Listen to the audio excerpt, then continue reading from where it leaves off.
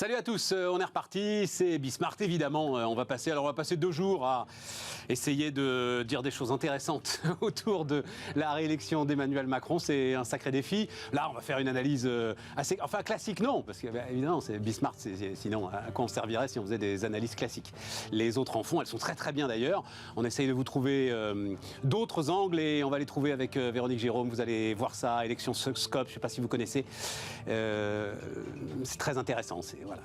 Et le lien entre, on va dire, mais elle le dira mieux que moi, Véronique. Comment est-ce que les forces économiques sous-jacentes, en fait, portent une élection, encore aujourd'hui, quoi qu'on en dise. On va discuter de ça. Et puis ensuite, les grands défis économiques, avec nos amis habituels, Jean-Pierre Petit, Wilfried Galland. Puis demain, demain on parlera dividendes salariés, puisque ça y est, Thibault Langsade, il sera là. La victoire du dividende salarié. On parlera nucléaire aussi. Vous avez peut-être suivi ça, mais le problème de corrosion sur les réacteurs d'EDF commence à prendre de l'ampleur. Ce sera sans doute la plus importante et peut-être la première des crises qu'aura à gérer le nouveau président. Allez, c'est parti, c'est Bismart.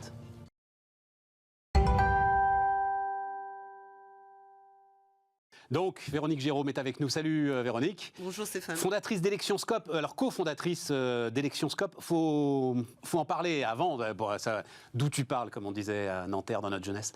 Oui. Donc l'idée, je le disais là, les forces économiques sous-jacentes. Oui. Dans tout problème économique, il y a une question politique et nous, ce qu'on essaie de dire, c'est de considérer que le politique est élu pour mettre en place sa politique économique, des mesures économiques. Et ces mesures vont impacter. Et elles vont impacter en fonction des choix qu'il va faire. Les choix qu'il fait, je fais la marche arrière. Le choix qu'il fait, c'est en fonction de son idéologie, de ses convictions, de ses valeurs, ce qu'il a présenté dans son programme pour se faire élire. Et nous, ce que l'on dit, c'est qu'on n'a pas une démarche qui est simplement comme ça, qui regarde ce qu'il y a, ce qu'on voit, et ce qu'on ne voit pas. Et le politique, il a 2 stratégies possibles. Il y a le politique et le politicien. Pour moi, le politique bienveillant, et c'est ce que réclame Emmanuel Macron dans son discours, on l'a entendu hier soir, le bienveillant, il est éthique. Il fait un programme, non pas pour gagner les élections, mais pour être élu, afin de pouvoir mettre en place les idées qu'il a mises dans son programme. Il a besoin d'être élu. Mais l'élection n'est qu'un passage. Tout commence après. Alors que le politicien, il fait un programme pour être élu, et rien d'autre. Il fait un programme pour arriver au pouvoir. Et une fois au pouvoir, eh bien, il... Non, mais attends, Véronique. Non, mais je force le trait. C'est passionnant, ça nous rentre tout de suite. Non, c'est passionnant, on rentre tout de suite dans le truc. Attends, premier point, on reviendra sur la bienveillance et ton... Parce que moi, j'ai vraiment l'impression que là, Emmanuel Macron, il nous a fait un programme de... On l'avait dit d'ailleurs dans cette émission, carrément un marketeux, quoi. C'est un programme de marketing pour faire voter les vieux, les écolos qui vont bien et tout. On en reparlera. Mais... parce que on a eu en fait une campagne présidentielle très intéressante. Très courte aussi. Sans doute très intéressante, mais sur les questions, en tout cas elle a démarré avec Zemmour, sur les questions d'identité. Et souviens-toi, les premières émissions, après avec les retraites et sur le deuxième tour, sur le second tour, ça a pris une autre ampleur. Mais tout le premier tour se joue sur l'identité, l'immigration, l'ensemble de ces sujets. Est-ce que ça veut dire que dans l'esprit des électeurs, à ton avis, les tensions économiques, et ça s'explique, baisse du chômage, quoi qu'il en coûte, qui fait perdre les repères, les tensions économiques sont laissées de côté au profit des questions d'identité nationale. Alors, est-ce que dans l'esprit des électeurs, on n'est pas dans la tête de l'électeur? Par contre, l'électeur, il est manipulé. La communication, c'est faire savoir. Et dès qu'on fait savoir, on apporte de l'information, donc forcément, on manipule. Dans le bon sens ou dans le mauvais sens, mais on manipule les lecteurs. Donc il était amené à voir, on a mis le curseur sur certains points, on a mis l'aspect, bien sûr, Éric Zemmour mais c'est pas est venu sur ce point. Véronique, c'était qu'il y avait une demande, si ça marche à ce point-là. Ah, mais ça c'est le marché politique, il y a l'offre et la demande, qui entraînent, etc. Donc je ne dis pas que ça n'existe pas. Quand un gars venu de nulle part se retrouve à 16 ou 17% dans les sondages, même si après... il a fait 7. Vote utile, on en reparlera. Mais c'est qu'il y avait quelque chose là quand même. Mais... Bien évidemment, mais il y a toujours un lien. Et les problèmes. Alors après, c'est le gros discours du Front National. Les problèmes de sécurité sont liés au chômage. Et on a cette banane bleue en France. On a ces aspects où forcément l'insécurité est plus prégnante dans les endroits où ça va mal que dans les endroits où ça va bien. Donc ça, c'est sûr. Maintenant, pour revenir sur le chômage. Forcément, le chômage est passé un peu de côté parce que on peut imaginer que même si le ressenti n'est pas puissamment dans ce sens, le chômage, on est passé de 9% de 9,4 à 7% au sens du BIT, donc il y a forcément une amélioration. Il y a un ressenti. Moi qui étais la première à dire le chômage, c'est la variable force d'une élection. On discute ensemble depuis 15 ans, Véronique. Vous m'avez toujours dit que c'était le chômage. C'est le game changer. Voilà. C'est le game changer du président. Il fait baisser le chômage. Mais François Hollande a appelé de ses voeux dès la première année au pouvoir, je vais inverser la courbe. Il l'a répété régulièrement, jusqu'à ne pas pouvoir l'inverser, ne pas se présenter, juste un peu avant que ça s'améliore. Ah, attends, je tiens à le dire, en fait, il l'a inversé. Maintenant, quand tu regardes la courbe INSEE, c'est d'ailleurs incroyablement injuste pour ce pauvre François Hollande. C'est un problème de timing. Non, son timing est bon, c'est un problème de statistique en fait. C'est un problème, le temps que la statistique fine arrive à analyser le truc, maintenant on sait qu'il a... Mais je reviens sur... Là, j'ai pas l'impression que qui que ce soit ait donné crédit à Emmanuel Macron de cette baisse du chômage. On pourrait se dire, c'est mieux que si ça avait été pire. Mais sur le chômage, effectivement, les électeurs sont passés à autre chose, sont passés au pouvoir d'achat, parce que les revendications, parce que les gilets jaunes, parce que ça commence à monter et que de toute façon, l'aspect chômage... est-ce qu'on peut dire que c'est un comportement un peu opportuniste ? C'est-à-dire qu'à partir du moment où on fait le quoi qu'il en coûte, à partir du moment où on a une politique qui ressemble quand même plus à une politique keynésienne de soutien de la relance, enfin de soutien de la croissance, de relance de la croissance, forcément, si on soutient la croissance, on a un impact sur le chômage. Donc là, on a ce comportement un peu opportuniste au sens, je dirais, théorique du terme. Ce que je trouve dingue, Véronique, c'est... Bon, à l'arrivée, ils ont gagné, tant mieux pour eux. Ce que je trouve dingue, c'est qu'à aucun moment, les responsables politiques proches d'Emmanuel Macron n'ont été capables de dire « Mais les amis, la première défense du pouvoir d'achat, c'est quand même de pouvoir bosser et d'avoir un salaire. » Voilà, c'est ça. C'est un truc de dingue. Tout est lié et c'est compris dedans. Et il n'y a pas eu beaucoup de communication. C'était aussi une façon de rester en retrait du débat. C'est une façon de montrer aussi... Alors, il y a aussi ce fameux « Rally around the flag ». « Rally around the flag », ça veut dire tous derrière le chef. C'est l'expression aux États-Unis, c'est le président américain en joue, mais c'est tous derrière le chef, tous derrière le drapeau. C'est pas un effet drapeau, comme on l'a souvent dit en France, j'ai entendu beaucoup de sondeurs résumer ça un effet drapeau. Après l'offensive russe, tu veux dire, voilà, après l'invasion russe. C'était la même chose que ce que François Hollande, ce dont a bénéficié François Hollande quand il y a eu les attentats, ils étaient tous derrière le chef, et on l'a vu dans la rue, les manifestations.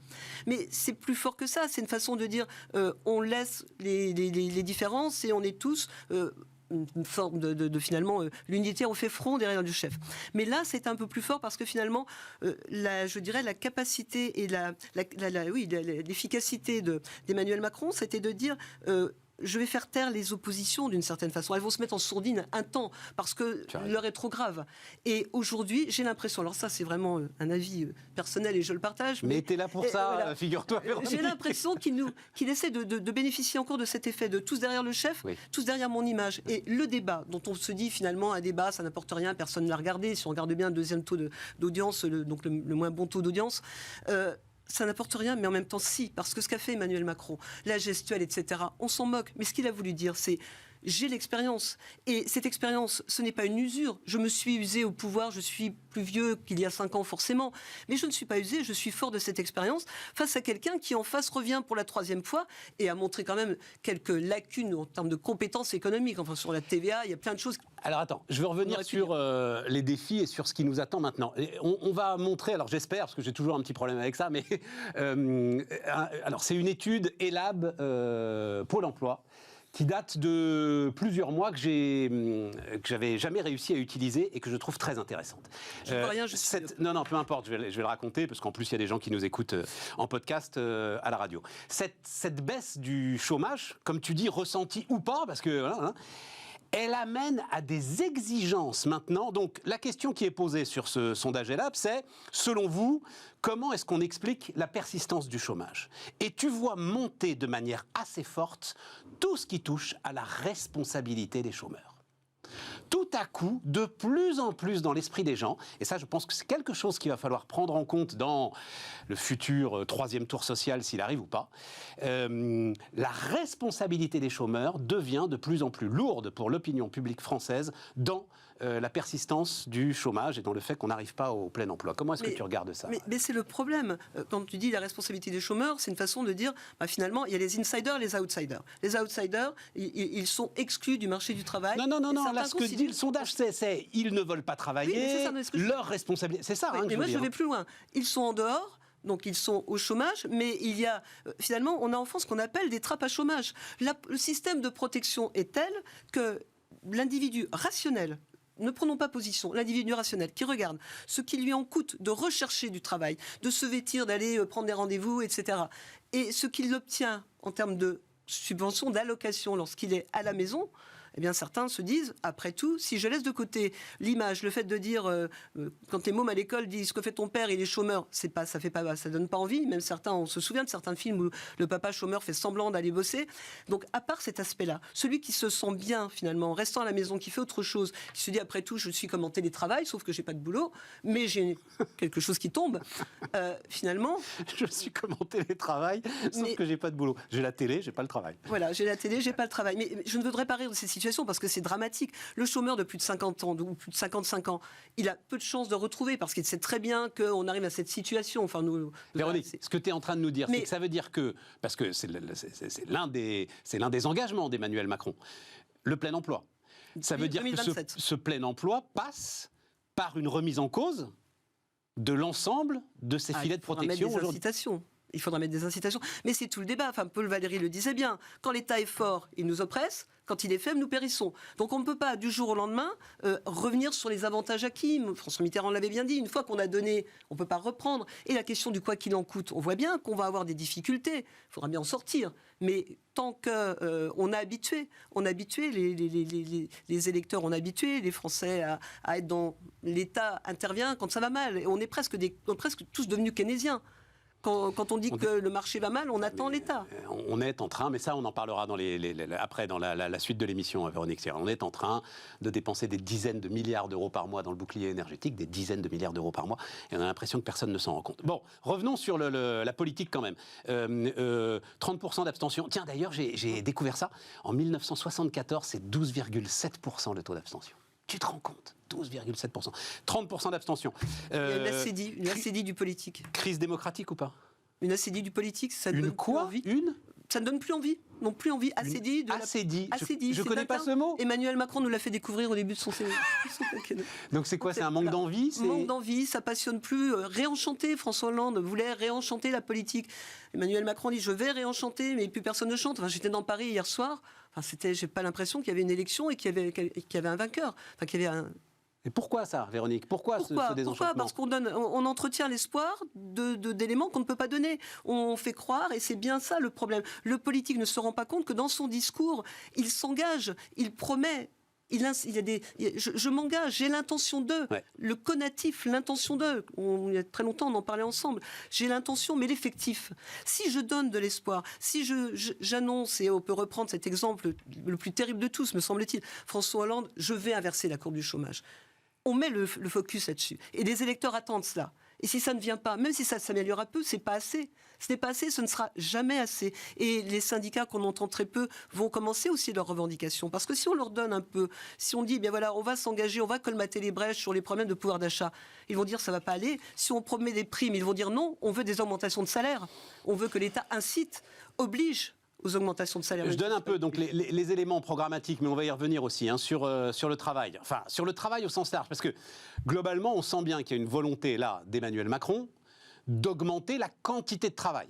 Voilà, je citais les chiffres de Pierre Cahux ce matin, donc grand expert de ce domaine dans les Échos. Taux d'emploi des jeunes de moins de 25 ans est inférieur de 17 points à celui de l'Allemagne, en France. Celui des plus de 50 ans est inférieur de 16 points. Et en nombre d'heures travaillées des 15-64 ans, on est avant-dernier de l'OCDE, juste devant l'Italie. Et donc ça passe par retraite, réforme des retraites, nouvelle réforme de l'assurance chômage, réforme du lycée professionnel.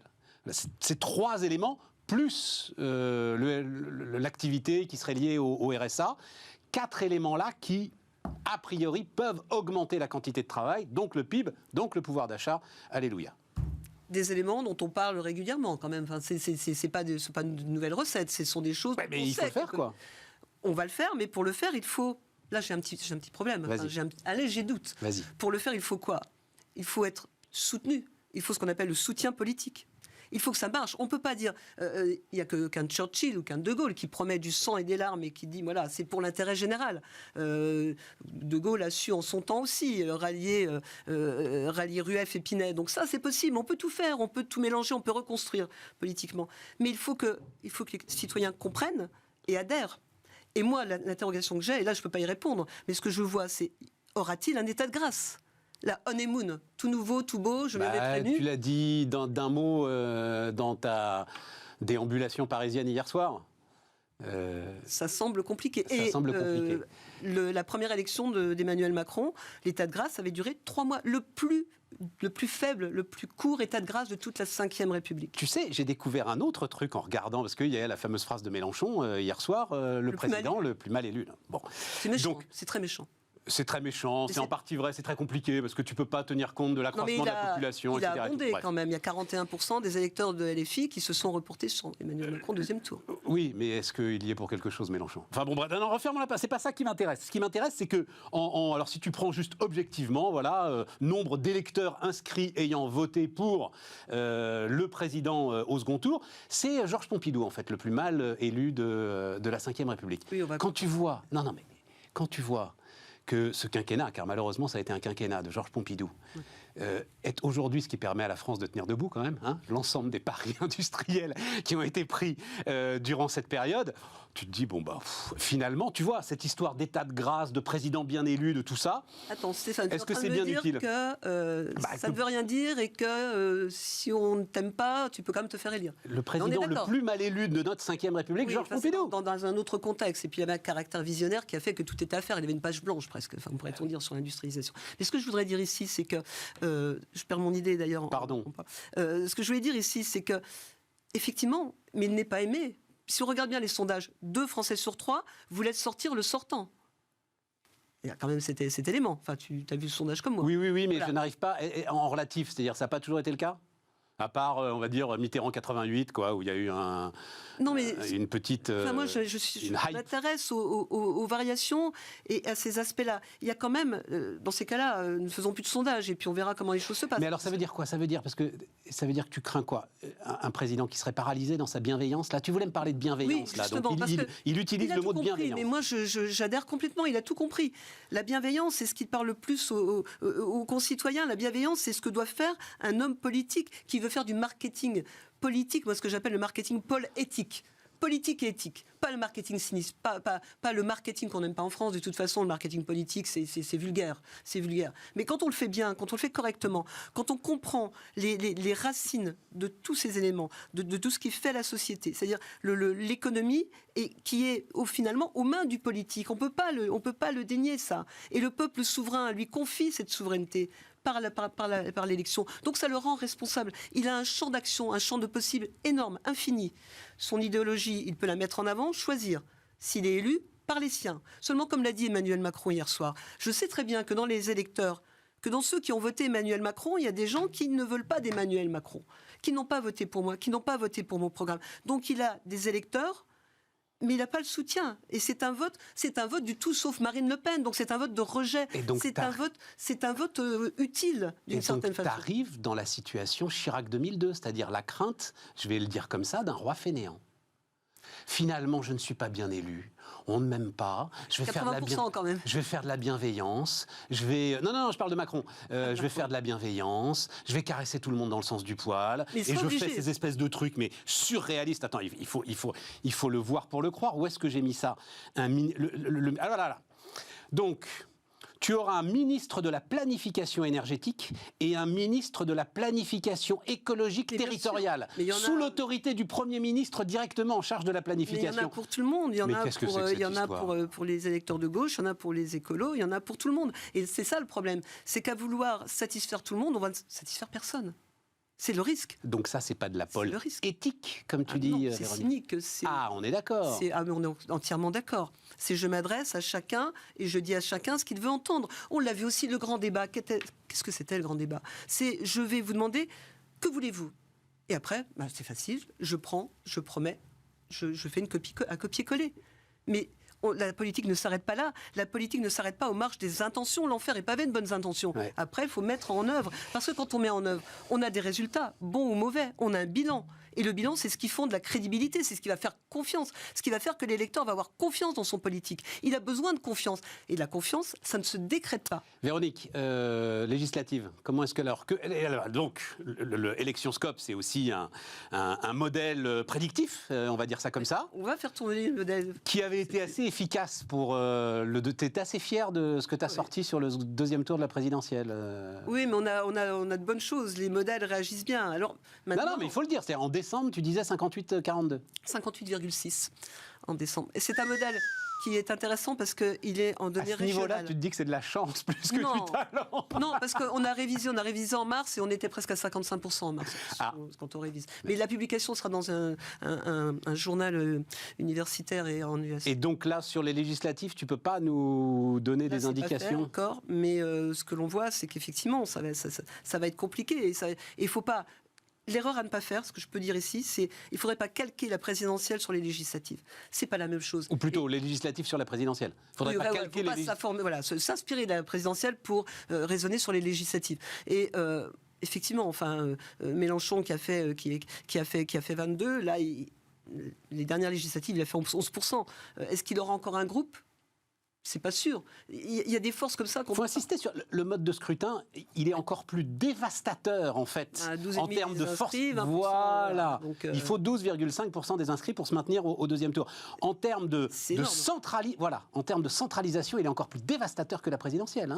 Oui, mais je pense que si rien ne change, on entendra à nouveau l'extrême droite dire on a des voix mais on n'a pas de siège. Exactement. C'est un peu ça. C'est ce qui va se passer. Voilà, mais on a besoin aussi, le pouvoir a besoin des deux forces, l'exécutif et le législatif. Maintenant, la question qu'on pourrait se poser, est-ce qu'une cohabitation serait possible? Une cohabitation avec quoi? Mais non. Parce qu'on n'a plus que l'extrême droite, l'extrême gauche et l'extrême centre. Mais c'est impossible. Donc voilà, donc on va avoir un centre. Mais oui, voilà. Très. Nous, je ne sais pas. D'où l'intérêt, d'où effectivement les voix syndicales qui peuvent essayer de retrouver une forme de légitimité en termes de seule opposition. Mais ça va être compliqué. Et donc, voilà, c'est ça. Donc tu tombes sur. On ne le souhaite pas. Gilets jaunes, back again. On ne le souhaite pas. C'est une très bonne conclusion à cet entretien. On se retrouve pour les législatives, Véronique, si tu veux bien. Avec plaisir. Voilà. Merci. Véronique Jérôme, qui était notre première invitée sur Bismart.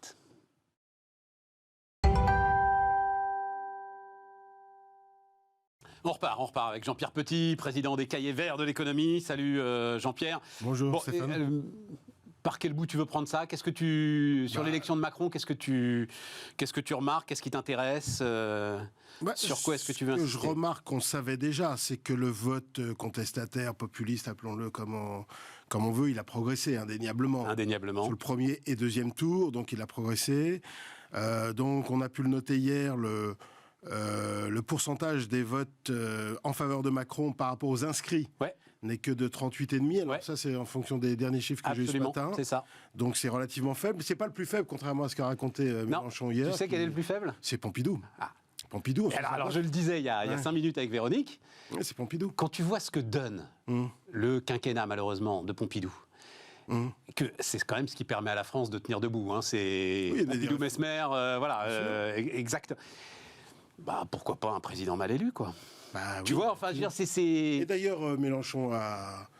C'est post-mai 68 qui peut un peu s'assimiler aux Gilets jaunes. Même Mélenchon, personne ne lui répond, en fait. Mais Mélenchon, il bénéficie d'une complaisance médiatique assez forte sur ce domaine et sur plein d'autres. Hier, il a fait 15,8%, enfin pas hier, il y a 2 semaines, il a fait 15,8% des inscrits. Pour quelqu'un qui se représente, qui s'assimile, du bloc de gauche, fondamentalement, c'est très faible. Populaire. Du bloc populaire, c'est très faible. C'est très faible, 15,8%. Donc c'est ça qu'il faut lui répondre. Pourquoi ils sont tous là comme des couilles molles, si je puis m'exprimer ainsi, face à Mélenchon? C'est un type qu'il faut combattre. C'est un marxiste, c'est un trotskiste, Mélenchon. Il faut le combattre sur le fond, mais si. Moi, je crois que c'est un cynique. Oui, il est un peu cynique aussi. C'est-à-dire que nous, on est vieux, on l'a connu avant, Mélenchon, tu vois. C'est un peu ça, mais justement, vis-à-vis des jeunes, il faudrait quand même lui répondre, plutôt que d'aller courir après lui, parce que... Bon, c'est un sujet... Non, mais quand je vois Macron entre des tours, amender tellement son projet sur les retraites que je ne sais même plus à quoi il va. Comment ça, amender son projet sur les retraites? Franchement, tu sais quel projet de retraite on va voir? Vas-y, dis-moi, j'aimerais bien savoir. Tu vas voir, c'est assez simple. Alors, ce qui me permet de dire d'ailleurs qu'on a fait une formidable émission la semaine dernière, où... Alors, on a pris le pari de ne parler que du projet de Macron. Donc, 1 heure sur les retraites, donc tu vas aller écouter ça et tu vas apprendre plein de trucs. T'apprendras... J'ai l'habitude, les réformes des retraites, ça fait 30 ans que je suis ça. Mais celle-là est assez basique. 4 mois par an. Non, mais alors, chaque année, d'augmentation de la durée du travail. Mais moi qui ai 57 ans, alors faut voir quand est-ce qu'elle rentrera. Toi, tu es pas intéressé à ce que c'était à la retraite. Mais donc faut voir quand est-ce qu'elle rentrera exactement en vigueur. Mais pour moi, attends, je vais jusqu'au bout quand même. C'est 1 an et 8 mois de travail en plus. C'est pas anecdotique. C'est pas ça qui va se passer, Stéphane. Mais bien sûr que si. Et il va y avoir des manifestations. 44%, autre chiffre très important. 44% des sympathisants de la CFDT, des gens qui se disent proches de la CFDT, ont voté Emmanuel Macron au premier tour. Au premier tour. Sondage Liaison sociale Louis Harris.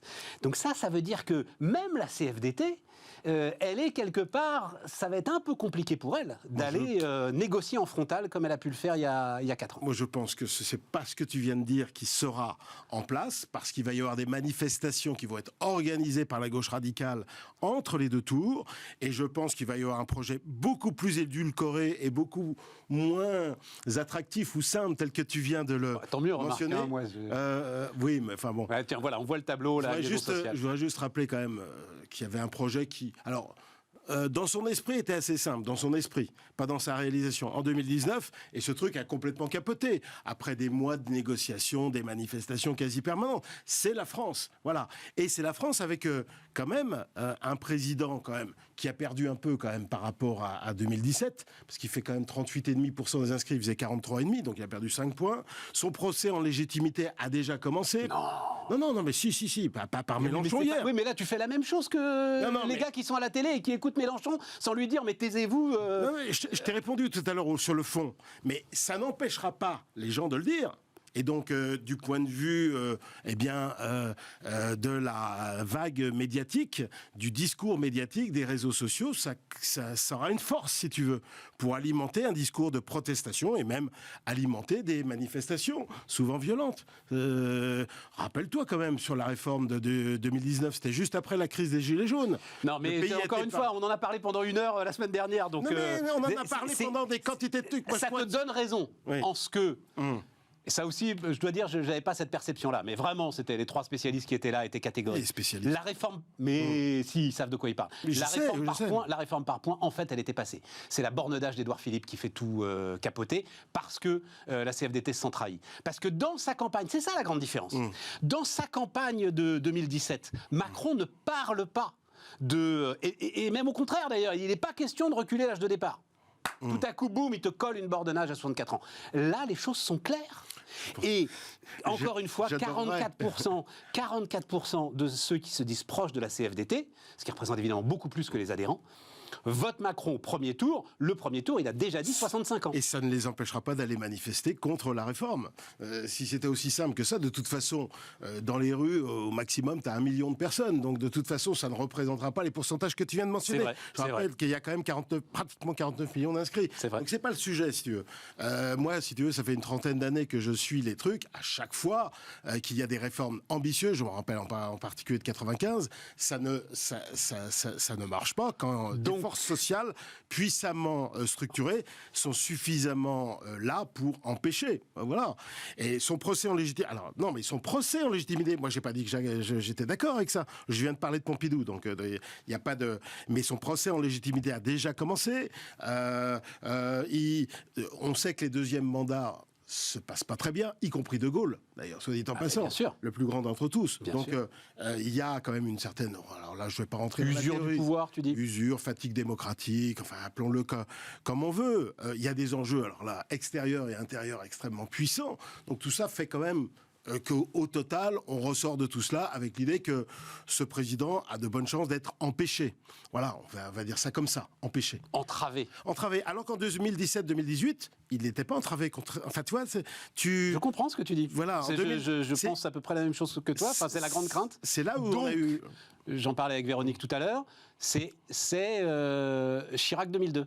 Oui. Donc, le roi fainéant. Oui. Toi, tu vois le truc comme ça. Sauf qu'il l'était déjà durant son premier mandat. Mais enfin, bon, tu veux dire Chirac? Oui, Chirac, bien sûr. C'est un homme sans conviction réelle. Enfin, à part quelques. Tu sais qu'on raconte qu'il est. Je vous dis ça comme ça parce que j'ai lu ça à plusieurs reprises, traumatisé par la mort de Malik Oussekine en fait en 86. Et que dès que, et notamment le fameux contrat première embauche, alors pardon, certains d'entre vous, je l'espère d'ailleurs, ça veut dire qu'on a un peu de jeunes qui nous écoutent, n'étaient pas nés, mais ce contrat première embauche qui était une arme assez efficace contre le chômage des jeunes, qui a suscité des protestations très importante, il a reculé dès qu'il y a eu un risque un peu de véritables incidents dans la rue. Voilà. C'est des explications ex post. Non, mais ce que je veux dire, c'est que Macron avec les Gilets jaunes a vécu la même chose. Ah oui, bien sûr. Voilà. Bien sûr. Mais tu vois. Et d'ailleurs. Et donc il peut avoir le même traumatisme. Mais je t'ai parlé de la réforme des retraites, mais on l'a vu reculer. Alors sur d'autres phénomènes extra-économiques comme la femme voilée, etc. Enfin, dans le discours, tu vois, on voit bien. Bah si, il a reconnu sur une femme. Il a dit, t'as pas vu dans un de ses déplacements, il a dit finalement une femme voilée, c'est une certaine forme de féminisme, etc. Donc il a été à la pêche aux électeurs de Jean-Luc Mélenchon. Donc voilà. Enfin, oui, mais lui, il a jamais. Enfin, c'est Marine Le Pen qui a fait un recul, qui a fait un virage à 360 sur le voile. Elle aussi, mais les deux, mais le recul de l'un par rapport à l'autre n'excuse pas le recul de l'autre. Donc de toute façon, si tu veux, moi je sens que Emmanuel Macron, sur le plan de la colonne vertébrale, moi j'aurais pas vu De Gaulle en 65, si tu veux, reculer sur des questions clés pour lui. Hein. Voilà. D'ailleurs, il continue à dire je vais pratiquer la même politique. Et alors que lui, il n'arrête pas de nous dire je vous ai compris, je vous ai compris, je suis conscient qu'il y a plein de gens qui ont voté pour moi, ça c'est pas du tout la philosophie gaulliste. Hein. Voilà, donc je crains qu'il s'empêche lui-même, d'une certaine manière, pour son deuxième mandat. Je crains. Voilà. Donc, qui se chiraquise pour... ça te plaît, le ministère de la planification écologique? Voilà un recul. Le ministère de la planification écologique territoriale. Bien sûr. C'est Montebourg, là. Voilà, tu vois, un recul additionnel. Donc, voilà. Ça veut dire quoi, ça? Ça veut dire, si effectivement il n'y a pas... Parce que la conclusion, enfin le truc le plus important finalement de cette émission qu'on a fait sur les retraites la semaine dernière, c'était de dire, en fait, c'est la seule vraie marge de manœuvre sur la dépense publique. Oui. Elle peut être massive, c'est-à-dire que c'est plusieurs dizaines de milliards d'euros par an. Bien sûr. Et globalement, c'est le seul moyen que tu vois à peu près efficace de récupérer du pognon. Donc ça veut dire que dans ton esprit, toi, il n'y a pas de réforme des retraites, tu récupères pas de pognon, non. Tu continues à subventionner les ménages face à l'inflation. Je ne demande qu'à me tromper, mais franchement, je ne pense pas. Parce que les élections législatives sont compliquées, objectivement, aujourd'hui. Hein. Voilà. Il est un peu tout seul. Il a complètement éliminé son centre-gauche et son centre-droit, qui représente pratiquement plus rien. Enfin, je veux dire, si tu additionnes Hidalgo et Pécresse, t'es à 6%. Donc, il est face à un bloc extrême. T'es à 6% dans des conditions de vote utiles très particulières. Je suis d'accord. Je ne crois pas que LR soit à 4,5. Non, je pense qu'ils sont supérieurs. Mais enfin, ils ne vont pas représenter énormément. Non. Donc, en fait, et puis, de toute façon, il va y avoir plein de rallies. Enfin, j'imagine pas mal de ralliements additionnels. Et du centre-gauche, du Parti Socialiste également. Donc en fait, il va se retrouver... Et donc c'est pas du tout évident avec le mode de scrutin législatif. Donc il y a un vrai risque. Donc ce que je pense, c'est que durant l'entre-deux élections, il va poursuivre ce qu'il a dit pendant l'entre-deux tours, c'est-à-dire des discours conciliants, lénifiants, voilà. Des trucs usuels de la politique française, qui d'ailleurs ne sont pas limités à Chirac. Alors ça veut dire qu'il continue à cramer la caisse, pour reprendre l'expression. Tant que les taux d'intérêt... Alors là, on va peut-être revenir là-dessus, éternellement là-dessus. Rentrons un peu dans le dur, là. Oui, mais les taux d'intérêt réels restent négatifs, voilà. Et donc, fondamentalement, il n'y a pas de sujet de soutenabilité de la dette française, en l'état actuel des choses. Voilà. Je lisais, est-ce que tu es d'accord avec ça? Alors je ne sais pas si tu as regardé, si tu as fait l'étude de près. Seuil d'alerte, en gros, à 2,5% pour la dette française. On en est loin aujourd'hui. Oui, on en est loin. Seuil d'alerte à 2,5%. Bah ça, à ce moment-là, c'est pour le 10 ans. Parce que, ouais, pour le 10 ans. Oui, la base du 10 ans. Taux évidemment. moyen apparent, c'est-à-dire qui tient compte des échéances courtes, etc. Tout à fait. Seuil d'alerte, je le mettrai. Alors, je me rappelle d'avoir fait l'étude, mais il y a plusieurs années. Donc, c'était un peu plus pour moi. C'est un peu plus que 2,5. Mais enfin, oui, admettons. Mais de toute façon, je crains fort qu'on n'y aille pas, quoi, si tu veux. Et de toute façon. Non, mais tu crains pas, toi. C'est ce que tu souhaites. Pas ce que je souhaite, ce que je pense. Voilà, ce que je pense. Moi, non, ce que tu souhaites. Non. Enfin, ce que je pense. Ce que je pense n'est pas déterminé par ce que je souhaite. Ça, il faut avoir un bon prévisionniste, si tu veux. Oui. Ça, c'est la première règle. On ne doit pas être dépendant de ses propres choix personnels. Ça, c'est non, c'est ce que je pense, parce que de toute façon, d'une manière générale, on n'a pas le choix. Et en plus, le 2,5 à 3, il faut l'ajuster des chiffres d'inflation, parce qu'il y a quelques années, même l'année dernière, on n'a pas ces niveaux d'inflation. Là-dessus aussi, il y a un sujet qui m'intéresse, et alors là, c'est pour un sujet de théorie économique que tu maîtrises à la perfection. On parle en l'occurrence d'inflation importée. C'est-à-dire que cette idée d'une hausse mécanique du PIB corrélée à l'inflation est moins vraie et donc plus problématique quand c'est de l'inflation importée par notamment les coûts de l'énergie. Bien sûr. Et donc ça veut dire que tu ne retrouves pas dans les rentrées sociales et les rentrées fiscales le surcroît d'inflation que tu retrouves dans les prix. Si, parce que si elle se diffuse quand même, néanmoins... Il faut qu'elle se diffuse. Il y a un début, il est très modéré en France. En Europe, on commence à voir un petit peu un début de diffusion. Ce n'est pas uniquement les prix de l'énergie et les prix de l'alimentaire, c'est ça qui augmente le plus, qui augmente. Il y a l'inflation sous-jacente progresse. Voilà, donc tu vas retrouver sur les prix domestiques, de toute façon, après... pour reprendre tout à fait ton exemple, sur les recettes fiscales sont assises quand même sur la valeur ajoutée nominale française. La valeur ajoutée produite. Non mais quand tu vas à ta station d'essence, alors là maintenant il y a des chèques, il y a des subventions, etc. Mais à la station d'essence, tu payes bien une fiscalité énergétique qui augmente de façon proportionnelle, à peu près proportionnelle à la hausse du prix. C'est vrai pour l'énergie, mais si tu veux compenser intégralement, espérer que ton PIB va croître au rythme de l'inflation, ça veut dire qu'il faut que les entreprises arrivent, elles, à passer justement, à créer la valeur ajoutée, donc à passer les hausses qui sont aujourd'hui nécessaires pour suivre ce rythme. S'il y a un processus de diffusion, quel qu'il soit, de toute façon, on va le retrouver au niveau du PIB nominal. Donc du PIB. Alors l'inflation, à combien elle va être c'est la vraie question.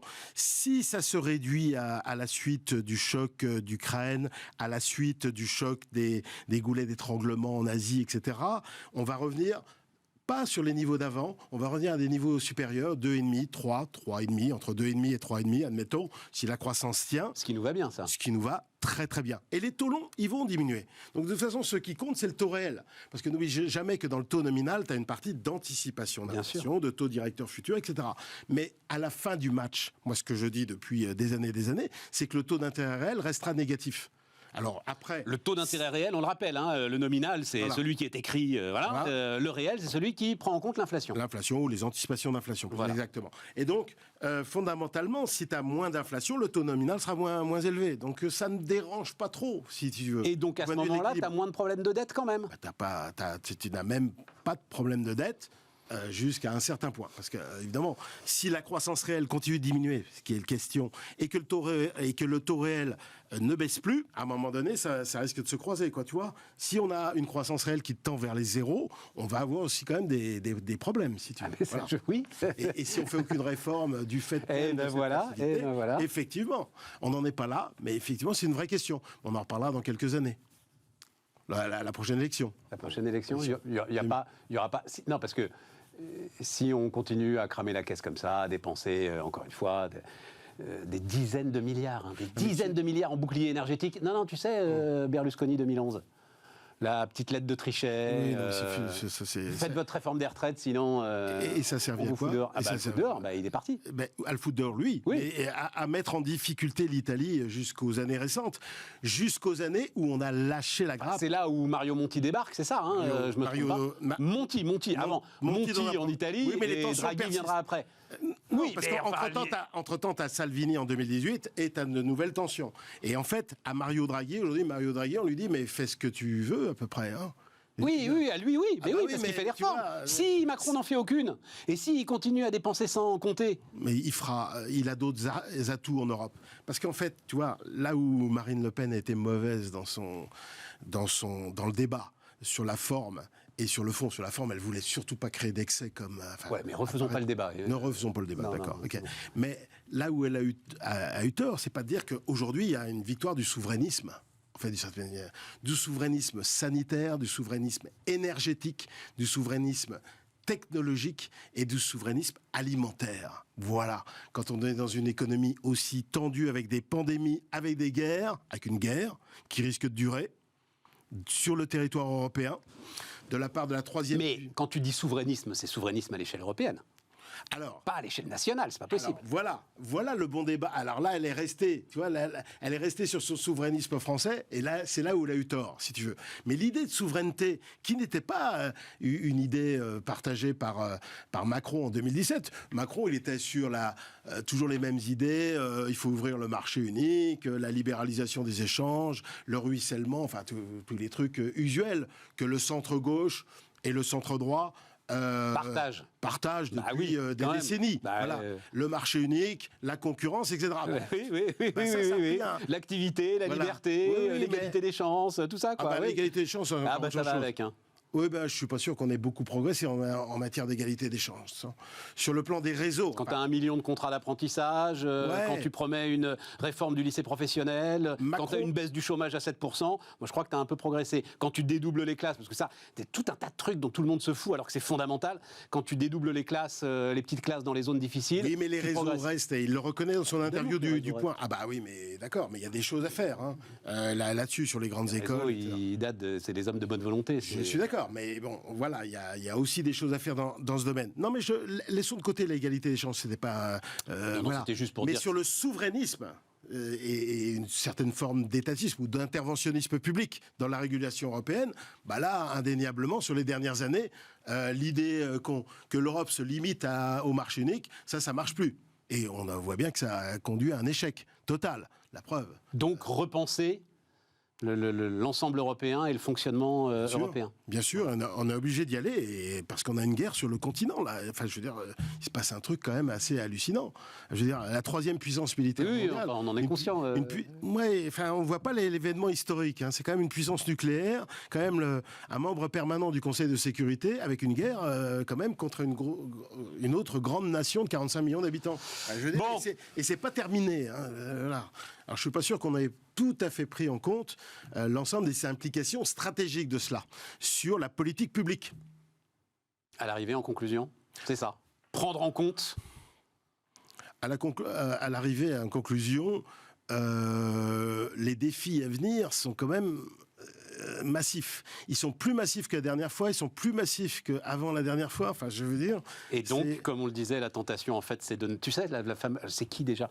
Il n'est pas de problème qu'une bonne commission... ça c'était un fonctionnaire je crois que c'était un président de la 4e République. Ouais, il n'est pas de problème qu'une bonne commission ne suffise à enterrer ou... Non, c'était pas un président de la République, c'était Henri Queuille. Henri Queuille, voilà, exactement. Bravo, Henri Queuille. Voilà. Donc paralysie. Quoi. Président du Conseil. Voilà. Surtout ne rien faire. En France, oui. Et là, c'est là où Macron a raison dans son débat. C'est qu'effectivement, la régulation va être plus européenne parce qu'elle correspond à une plus forte optimalité. Mais c'est une action de souverainisme. Merci Jean-Pierre. Je vous en prie. On continue Bismart.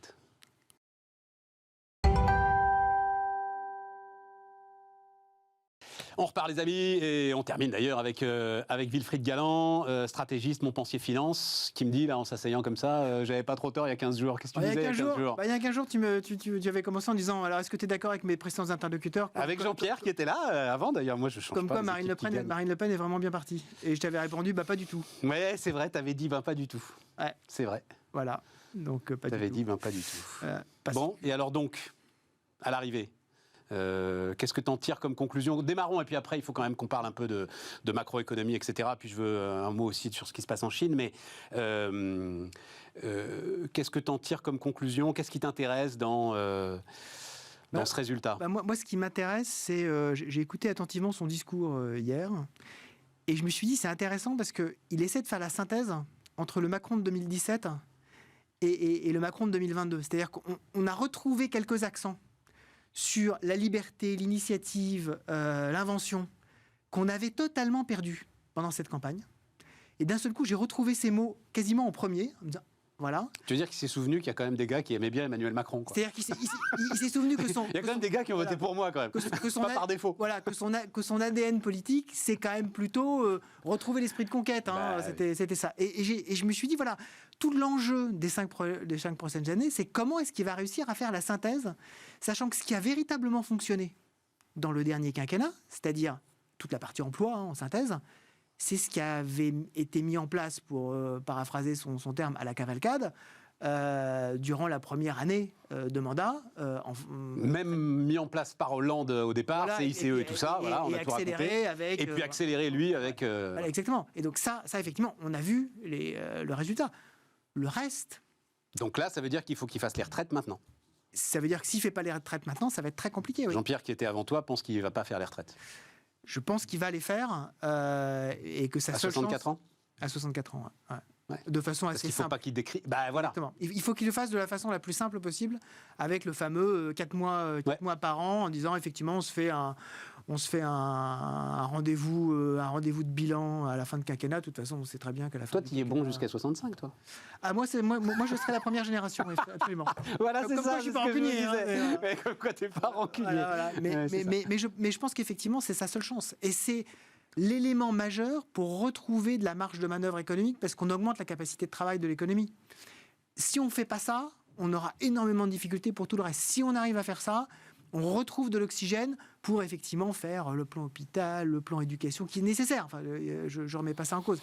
Mais c'est vraiment la clé. Donc je vais redonner, je le donnais tout à l'heure avec Véronique Jérôme, mais c'est un de tes grands sujets, Wilfried. Et d'ailleurs, c'est toi qui m'a fait réfléchir à ça. Il y a énormément d'éléments qui sont sur l'augmentation de la quantité de travail. Donc on a parlé des retraites. Il va y avoir une deuxième lame de réforme d'assurance chômage. Absolument. Et donc ça veut dire... détricoter visiblement les systèmes d'assistance aujourd'hui encore un peu trop généreux, qui découragent la reprise d'un emploi. Ouais, et peut-être, de ce que j'ai cru comprendre, essayer de mettre en place une espèce de système qui soit plus généreux quand la conjoncture est défavorable, oui, et moins généreux quand, oui, la conjoncture est favorable. Oui. Ça paraît compliqué à mettre en place, je vois bien l'idée. Je suis content. Non, mais c'est intéressant parce que l'architecture est quand même... Mais ce qui m'inquiète, c'est que c'est une architecture tellement bien charpentée qu'elle est beaucoup trop bien pour l'administration française, enfin, pour les différents systèmes qui doivent rentrer là-dedans. Donc, tu te retrouves avec ce France Travail, ouais, qui devient le guichet unique, effectivement, exactement, de l'ensemble des dispositifs d'assistance, de retour à l'emploi, de formation, exactement, et qui, à ce moment-là, est en mesure de beaucoup mieux doser les choses. Exactement. Le vrai sujet, c'est effectivement comment, à la fois au début de la vie professionnelle, donc ça c'est tout le travail autour du lycée professionnel, autour de l'apprentissage. Big bang de l'information, voilà, professionnelle. À la fin de la vie professionnelle, donc l'âge de la retraite, mais surtout, je veux dire aussi, mais surtout, toute la partie effectivement accompagnement des seniors dans l'emploi. À partir de quand est-ce qu'on devient quelqu'un sur lequel on dit bon, on va plus investir. Donc comment est-ce qu'on remet un peu plus là aussi d'intensité dans les 15 dernières années de vie professionnelle. Et puis après, tout au long de la vie, comment est-ce que j'adapte ma force de travail à la fois à ce que veulent, quand même, juste un petit détail, à ce que veulent les travailleurs et ceux qui sont dans l'emploi, parce que quand même c'est important, et à ce dont l'économie a besoin. Comment est-ce que je fais ce mix-là ? À ce sujet, donc encore une fois, je renvoie sur notre formidable émission sur les retraites faite la semaine dernière. Emmanuel Grimaud, le patron de Maximis Retraite, qui sait vraiment de quoi il parle, dit que, donc en gros, il a calculé le rythme de 4 mois par an d'augmentation de la durée du travail. C'est 1 500 000 salariés supplémentaires en fait à absorber par les entreprises d'ici donc la mise en place de la réforme. Et Emmanuel dit c'est impossible qu'elles y arrivent. Donc là, il va y avoir un sujet. Voilà, il va y avoir un sujet, lui, d'une telle masse. Là, sur 5 ans, le quinquennat, c'est 1 million d'emplois supplémentaires. Là, c'est quand même 1,5 million de gens qui n'auraient dû plus être là et qui vont être là. Oui, tout à fait. Et bon, il y a un sujet. Voilà, je referme la parenthèse. Voilà, il y a un vrai sujet. Donc, ça veut dire, parce que les deux précédents interlocuteurs, là, Wilfried, on est arrivé à la conclusion, que j'ai peut-être un petit peu suscité, parce que c'est une de mes angoisses, c'est le roi fainéant. C'est bienveillance, pays fracturé, traumatisé par les gilets jaunes, on ne bouge plus. Alors, la caractéristique de Macron, c'est toujours d'être à l'offensive. C'est pas quelqu'un qui sait tellement jouer en défense. On l'a vu dans la campagne de deuxième tour où tout le monde attendait qu'il joue quelque chose de plutôt tranquille, alors qu'en fait il a été très offensif. En particulier dans le débat, on attendait qu'il soit là aussi très tranquille, alors qu'en fait il a été tout le temps à l'offensive. Et c'est, je pense, sa caractéristique première, d'être tout le temps sabre au clair. Et en particulier là, il va avoir absolument zéro enjeu de réélection. C'est son seul enjeu qui est quand même important, parce que ça va être le premier président qui saura, dès le début de son deuxième mandat, qu'il n'en fera pas un troisième. Les autres, on savait que François Mitterrand était vieux et probablement malade, que pour Jacques Chirac, ça va être compliqué. Mais enfin, c'était techniquement possible. Là, c'est impossible. Donc, ça marque dans l'histoire. Et pour l'instant, on a quand même quelques doutes. Aujourd'hui, il est très jeune. Moi, j'ai l'impression que personne ne naît dans l'hypothèse que ce très jeune président ait envie de revenir dans 4 ans, 5 ans après. Enfin, tu vois, de laisser un... C'est toujours possible. De laisser un Medvedev, Édouard Philippe, faire son quinquennat et puis de revenir. L'histoire montre que c'est extraordinairement difficile, puisque le seul qui était dans ces zones-là, alors c'est pas tout à fait pareil, mais c'était Valéry Giscard d'Estaing. Oui, mais il a été battu, Giscard. C'est vrai qu'il n'a pas été battu. Là, il n'a pas été battu. Ce qui est très compliqué maintenant avec la vie politique française, c'est que, imaginons, horreur, qu'il aille dans le privé. Après son passage. Ah oui, et alors, vraiment quelque chose de terrible, qu'il construise un patrimoine professionnel. Ah ouais. Franchement, qu'il devienne un patrimoine personnel. Ça, terrible. Dans un pays comme la France, ça devient compliqué après de revenir. On le voit avec François Baroin. Une fois qu'on a commencé à être conseiller spécial de Barclays, ça, comme par hasard, tous les grands mandats. C'est intéressant ça. Je crois que ça a été une des raisons. À partir du moment où on rentre dans un monde financier avec un rôle relativement opérationnel, en tout cas un rôle de conseil réel, ça devient extraordinairement difficile, parce que forcément, dans tout ce à quoi on touche, il y a des choses qui sont compliquées, qui sont émotionnelles. Les lignes jaunes. Voilà, des lignes jaunes. Et donc, à partir du moment où vous êtes là, vous ne pouvez pas revenir. Une phrase du juge Van Ruymbeck, juge Van Ruymbeck, qui est le premier juge que rencontre Xavier Niel. Ça ne nous rajeunit pas. À l'époque où, en gros, la frontière entre Minitel Rose et proxénétisme n'était pas très, très claire. Voilà. Et Van Ruymbeck lui dit, Monsieur Niel, il y a la ligne jaune, vous pouvez passer 2 roues, mais pas les 4. Mais ces 2 roues, la justice peut le tolérer. Le monde politique. Et ces 2 roues sont indispensables pour faire des affaires, sans doute. Exactement. Et voilà. Et la politique ne le... Et donc, soit il choisit de rester en politique, je pense que c'est peut-être pas sa caractéristique première, auquel cas, effectivement, c'est possible. Parce qu'il n'a pas été battu, même si c'est difficile, parce qu'on sait que l'histoire ne repasse pas les plats. Si ce n'est pas le cas, ça me paraît très difficile. Bon, le contexte macroéconomique, Wilfried. Inflation. Ouais. Là, tu as eu moins raison peut-être quand même que sur les élections présidentielles. Je pense qu'il faut attendre quand même un tout petit peu. Tu veux attendre jusque quand Parce qu'en fait, normalement, le pic, il est maintenant. Ouais, pourquoi ? Parce que au premier trimestre 2021, on a oublié, on n'était pas vacciné. Et donc, il y avait des contraintes dans tous les sens. Et donc, d'un seul coup, on a relâché l'économie à partir du deuxième trimestre 2021. Donc, c'est à partir du deuxième trimestre 2022, donc maintenant, qu'on va commencer à avoir des effets de base un peu moins violents. C'est très différent aux États-Unis et en Europe. Aux États-Unis, on a une accélération des salaires. Moi, je ne suis toujours pas convaincu qu'il y a cette fameuse boucle prix-salaire, parce que les salaires réels restent négatifs. Donc, on a une augmentation de la base de coûts, on a une augmentation des salaires, mais les salaires, et c'est d'ailleurs un des gros problèmes, restent en deçà des prix. En fait, on n'a pas l'augmentation des salaires qui tire l'augmentation des prix. On n'a que dans un sens. C'est l'augmentation des prix qui tire l'augmentation des salaires. Pas dans aujourd'hui, en tout cas, même aux États-Unis, on n'est pas encore dans cette... on va peut-être y arriver. Tu penses qu'on peut éviter la flambée, alors ? Moi, je pense la flambée durable. Tu continues à le penser ? Je continue à le penser. Le seul sujet qui m'inquiète véritablement et qui pourrait remettre tout ça en cause, c'est si effectivement les problématiques autour de l'approvisionnement en énergie perdurent. Et là, on est véritablement rentré dans une spirale. Parce que si effectivement on dit on doit se couper du gaz russe, là, on ne va pas échapper à quelque chose de totalement différent. Mais je pense qu'on est dans quelque chose de totalement différent, c'est-à-dire une hausse continue des coûts, sans qu'on soit, malheureusement, dans une hausse suffisante des salaires pour avoir juste un problème économique et pas un problème social. Phrase spectaculaire de Jean-François Cirelli, l'ancien patron de Gaz de France, aujourd'hui président de BlackRock pour la France. Se couper du gaz russe, il dit ce serait un Lehman Brothers du gaz. Oui. Une déflagration telle que les marchés de l'énergie en seraient profondément déstabilisés. lui pense que ce serait vraiment une erreur En terrible, plus, fatale. il connaît- Jeannette Yellen pense la même chose d'ailleurs.